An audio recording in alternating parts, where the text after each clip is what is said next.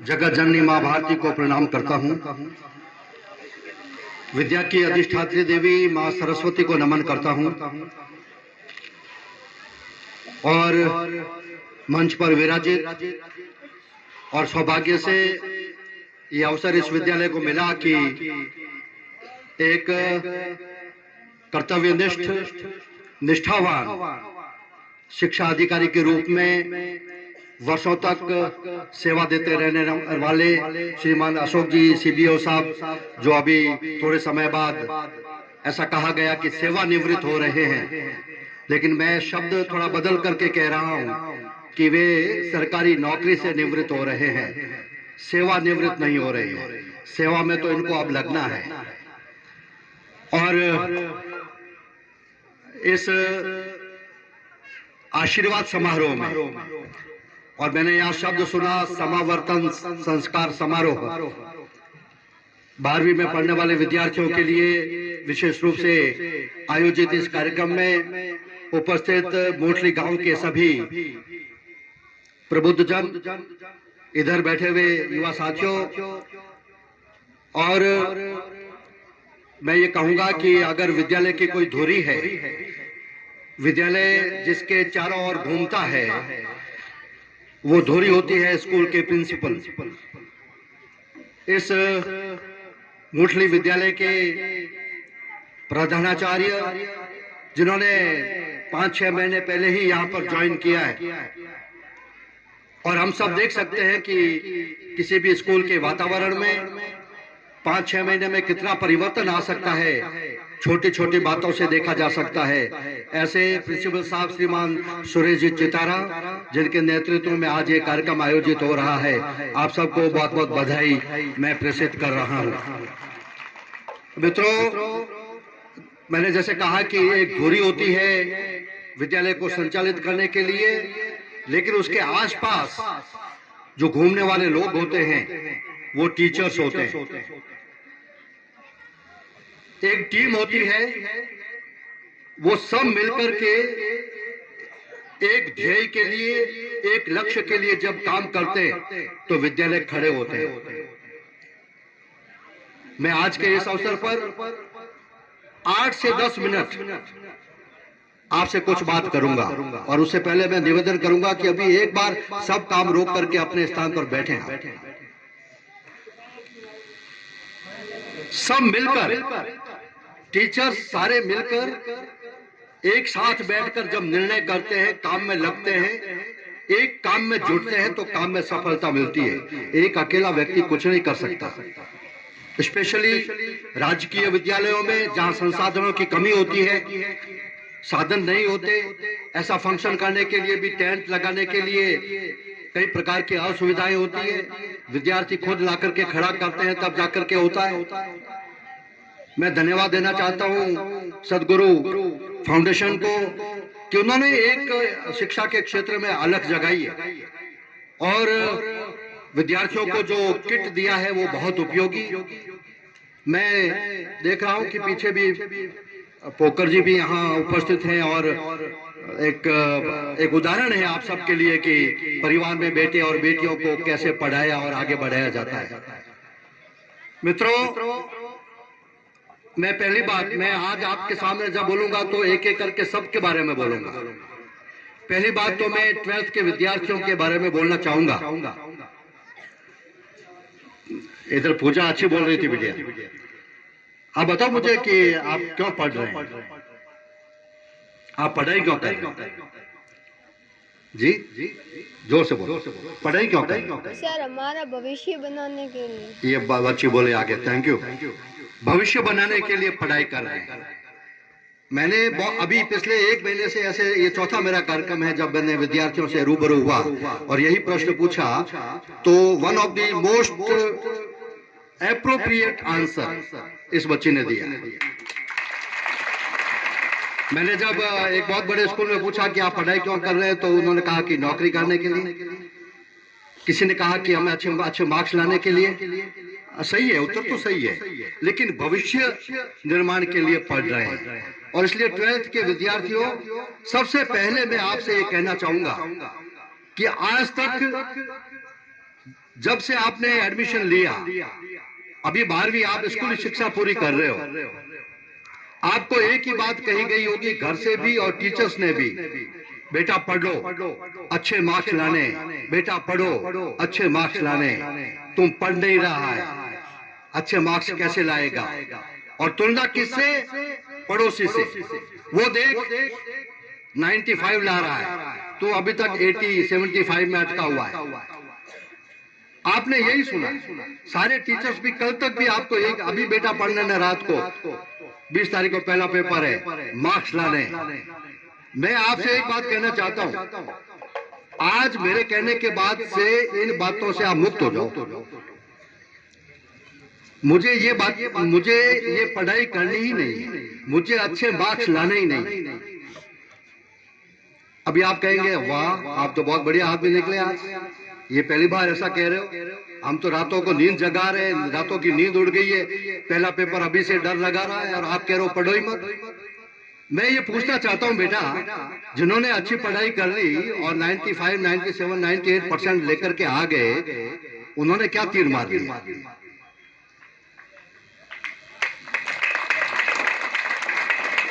कमाल वही करते हैं जो एवरेज बच्चे होते हैं।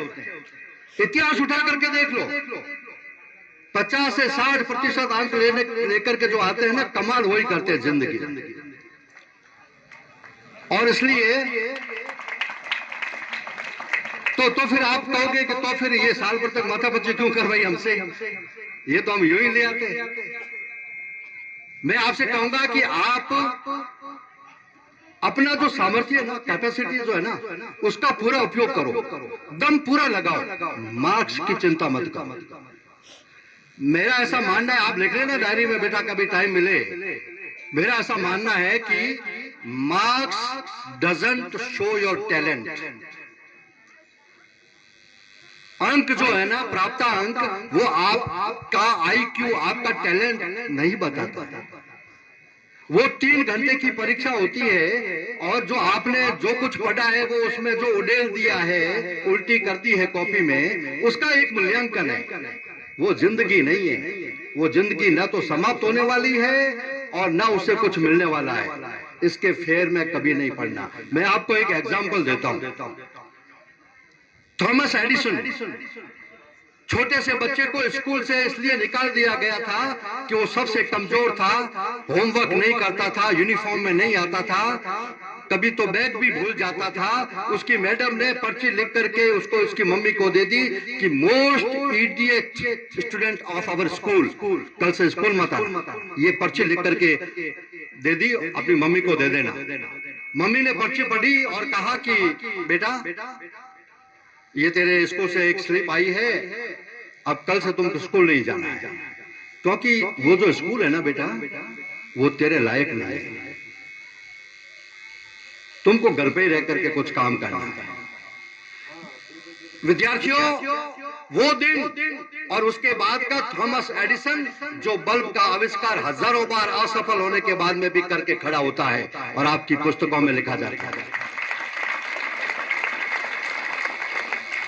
11 साल की बच्ची एरवीना, 11 साल की बच्ची एरवीना पैरों से चल नहीं पाती थी, विकलांग थी, स्कूल में मजाक उड़ाती थी, लूली है, लंगड़ी है, क्या करेगी जिंदगी में।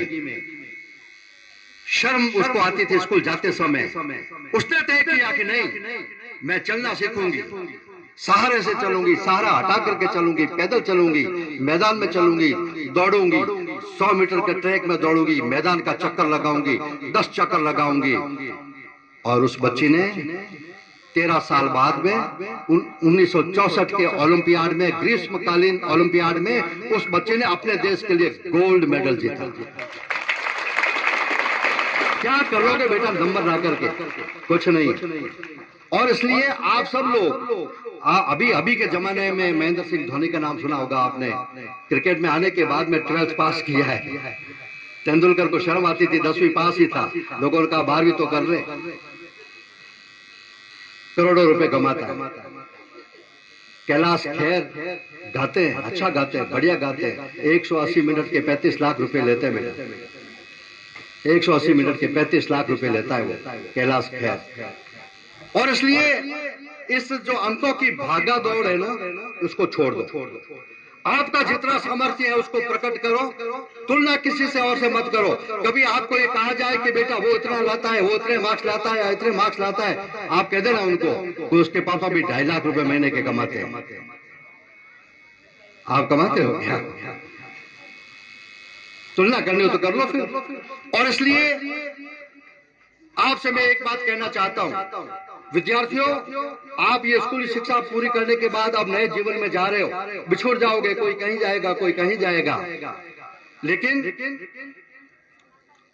इतिहास हमेशा जो सफल लोग होते हैं उन्हीं की कहानियां पढ़ते हैं, असफल लोगों की कहानियां नहीं पढ़ते। और मैं उल्टा कहता हूं, असफल लोगों की कहानियां पढ़िए ताकि आप सफल हो जाओ। असफल लोगों की कहानियां पढ़िए। जब अंबानी, अब आज तो बहुत बड़े नाम है, अनिल और मुकेश अंबानी बहुत बड़ा व्यापार है, दुनिया में छाए हुए हैं अंबानी परिवार। आपको पता होगा कि 1980 में अंबानी परिवार की लोन एप्लीकेशन आईडीबीआई बैंक ने रिजेक्ट कर दी थी, लोन एप्लीकेशन। और 2014 में अंबानी परिवार ने उस बैंक को ही खरीद लिया, उस बैंक को ही खरीद लिया, आईडीबीआई बैंक को खरीद लिया उन्होंने। आपको पता होगा कि इस युग के महान कलाकार बिग बी के नाम से प्रसिद्ध अमिताभ बच्चन, जिनको ऑल इंडिया ने केवल इसलिए रिजेक्ट था कि आपकी आवाज भारी है, rejected by all India radio. लेकिन आप जानते हैं कि वो आवाज के कारण से ही इस युग के महान आए। तो जो आपकी कमी है ना, उसी को अगर आप चैलेंज मान करके आपकी विशेषता बना देते हो तो आप सफल हो जाते हो। और कभी कभी मुझे लोग पूछते हैं कि सफलता की परिभाषा क्या है, तो मैं कहता हूं कि जब आपके हस्ताक्षर, जब आप हस्ताक्षर करते हैं, वो हस्ताक्षर जो एक पेपर पर करते हैं, साफ करते हैं, जब वो हस्ताक्षर ऑटोग्राफ बन जाए तो वो आपकी सफलता है। और इसलिए मित्रों, आप कुछ भी मार्क्स लाना, 12th में कुछ भी करना, अपना सामर्थ्य पूरा प्रकट करना। और एक बात, ये जो सामने मेरे विद्यार्थी बैठे, आप सबको मैं कहना चाहता हूं कि इस धरती पर माता और पिता, ये दो इंसान ऐसे हैं जो जीते जागते भगवान हैं। भगवान को कहीं ढूंढने की जरूरत नहीं है। ये माँ और बाप हमारे घर में जो है, ये भगवान है। इनको, इनकी आंखों में कभी पानी मत लाना, इनको कभी रुलाना मत, इनके सपनों को साकार करना, अपनी जी जान लगा देना, माँ बाप के लिए जीना। दूसरा इंसान होता है गुरु। उनके चरणों को, उनकी शिक्षाओं को, उनके आशीर्वाद को कभी भूलना मत। बस ये दो अगर आपने गुण प्राप्त कर लिए कि माँ बाप के हम आज्ञाकारी और गुरुजन के हम जो आज्ञाकारी शिष्य हैं, तो जिंदगी में आपको कहीं भी झुकने का अवसर नहीं मिलेगा। आपका मस्तक हमेशा ऊंचा रहेगा। एक चेतावनी मैं आपको देना चाहता हूं। मैं जहां जाता हूं तो मुझे ये बात कहनी बहुत जरूरी लगती है आज के इस जमाने में। एक बेटा, इधर भी नौजवान काफी बैठे हैं, नशे से हमेशा दूर रहिए। नशा किसी भी प्रकार का हो, खाने का, पीने का, व्यसन किसी भी प्रकार का हो, आजकल बहुत बढ़ रहा है। मैं चारों तरफ देख रहा हूं, बहुत बढ़ रहा है। जहां आपका पैसा, घर, ये सब उस व्यसन के कारण से बर्बाद हो रहे हैं। एक दूसरा नशा और है, और वह मोबाइल का नशा है ना बेटा? जोर से बोलो, है ना? देखो इतने समर्थन हमारा कर रहे हैं, अगर मैं खड़ा हूं तो जीत जाऊं अभी। मोबाइल एडिक्शन, मैं धन्यवाद देना हूं मोबाइल के नेताओं को जिनको बनाया, कि इस 4-6 इंच के इस आइटम आप और हम सबों को, अधिकांश लोगों को इसमें कैद कर लिया है। जकड़ लिया है, चारों से जकड़ लिया। अब इसके मैं दुर्गुण सुनाऊंगा तो टाइम कम हो गया। 12th के स्टूडेंट से दोगे ना? दोगे? मांगता हूं आपसे, इधर और उधर दोनों से। आप में से जो जब तक आपके बोर्ड एग्जाम खत्म नहीं होते, अभी से शुरू, आज से शुरू है और खत्म नहीं होते, तब तक मोबाइल में इंटरनेट का यूज नहीं करेंगे। आप मुझे दो, ऐसा हाथ से दो, वहीं से दे दो, हाथ खड़ा करके दे दो। Very good, very good, very good, very good. गिनो गिनो सर, गिनो। Very good, very good. तालियां आपके लिए।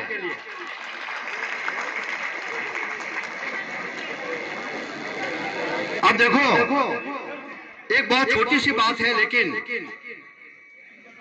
आपके पास ऐसा करने से जो समय बचेगा, सबसे बड़ी बात, जो समय बचेगा, मन को शांति मिलेगी, समय बचेगा, उसका उपयोग आप एग्जाम के लिए कर सकते हो, अधिक कर सकते हो।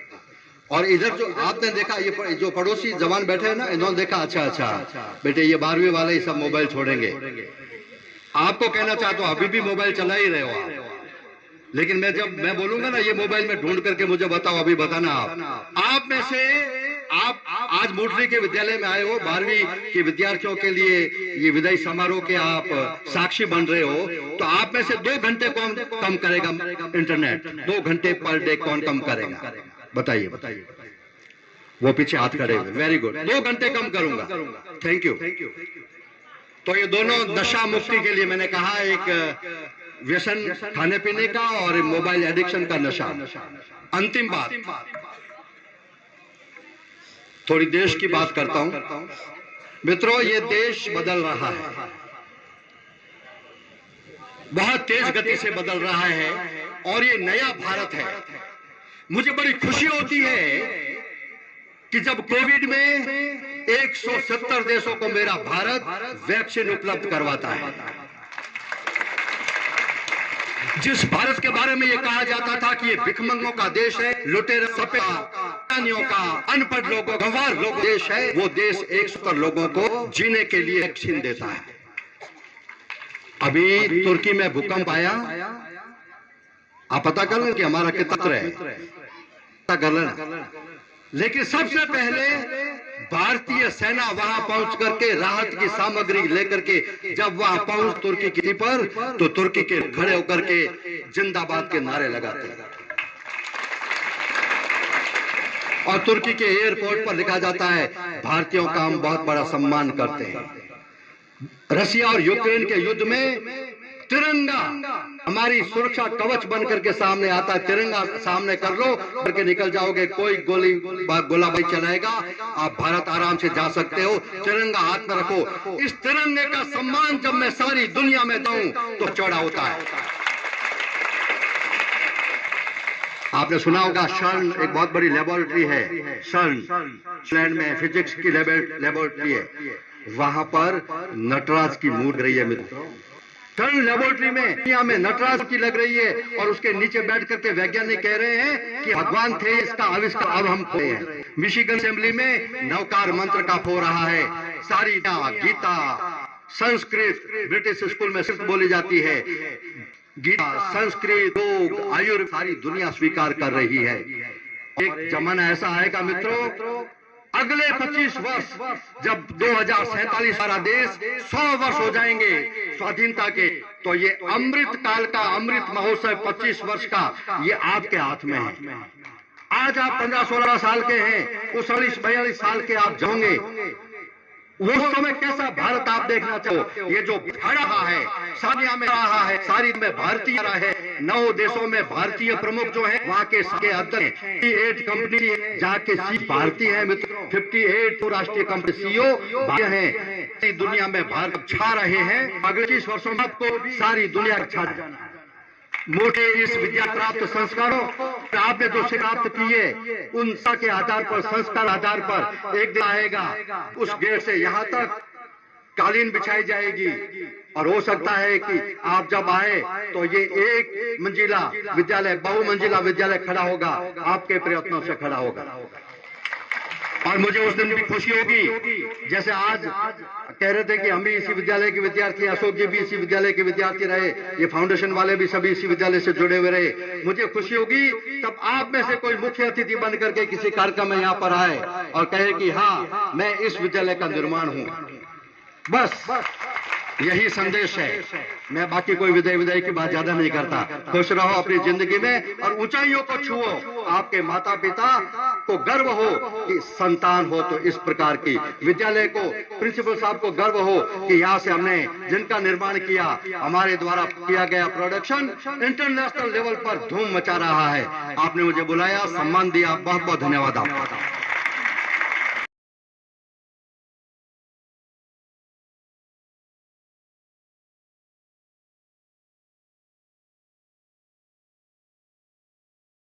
हो तो इस प्रकार की, विद्यालय को, प्रिंसिपल साहब को गर्व हो कि यहाँ से हमने जिनका निर्माण किया, हमारे द्वारा किया गया प्रोडक्शन इंटरनेशनल लेवल पर धूम मचा रहा है।